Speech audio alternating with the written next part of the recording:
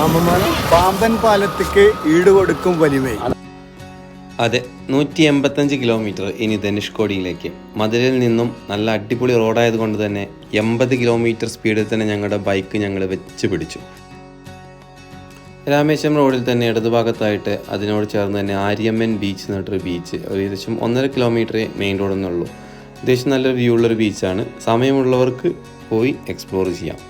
അങ്ങനെ ആ ബീച്ചിൽ നിന്ന് ഞങ്ങൾ നേരെ സ്ട്രൈറ്റ് പിടിച്ചു രാമേശ്വരത്തിലേക്ക്.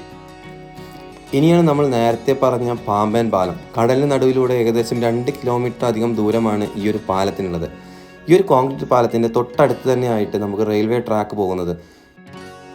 2 വർഷത്തോളമായി രാമേശ്വരത്തേക്ക് ട്രെയിനുകളില്ല. കാരണം ഈ ഒരു പഴയ ട്രാക്കിൻ്റെ ശോചനീയാവസ്ഥയാണ്. അതുകൊണ്ട് തന്നെ പുതിയൊരു ട്രാക്ക് നിർമ്മിച്ചിട്ടുണ്ട്. നമ്മളിപ്പോൾ കാണുന്നതാണ് ഷിപ്പ് ക്രോസിംഗ്. ഷിപ്പുകൾക്ക് ക്രോസ് ചെയ്യുന്നതിന് വേണ്ടിയിട്ട് പഴയ ട്രാക്കിലുണ്ടായിരുന്നതും ഇപ്പോൾ പുതിയ ട്രാക്കിൽ നിർമ്മാണം നടത്തുന്നതുമായ ഭാഗമാണ് കാണുന്നത്. പോകുന്ന യാത്രയിൽ ദാഹം തീർക്കാൻ വേണ്ടി ഞങ്ങൾ പഴയ പോലെ തന്നെ നമ്മൾ കുറച്ച് ഇളനീരൊക്കെ കുടിച്ചു. അങ്ങനെ പോകുന്ന വഴിയിൽ തന്നെയാണ് ഇടത് ഭാഗത്തായിട്ട് രാഷ്ട്രപതി അബ്ദുൽ കലാം സാറിൻ്റെ സമാധി സ്ഥലമുണ്ട്. ഫ്രീ എൻട്രി ആണ്. നമുക്ക് മൊബൈലെല്ലാം പുറത്ത് കടകളിലാണ് എൻ്റെ മൊബൈൽ വാങ്ങി വയ്ക്കുന്നത്. അങ്ങനെ കടകളിൽ മൊബൈൽ കൊടുത്ത ശേഷം നമുക്ക് കലാം സാറിൻ്റെ ആ സമാധി സ്ഥലത്തേക്ക് പോകാം. അങ്ങനെ ഏകദേശം ഒരു 4 മണിയായപ്പോൾ രാമേശ്വരം ശിവക്ഷേത്രത്തിൽ ഞങ്ങൾ എത്തി. ഇനി ഇവിടെ നിന്ന് ധനുഷ്കോടി.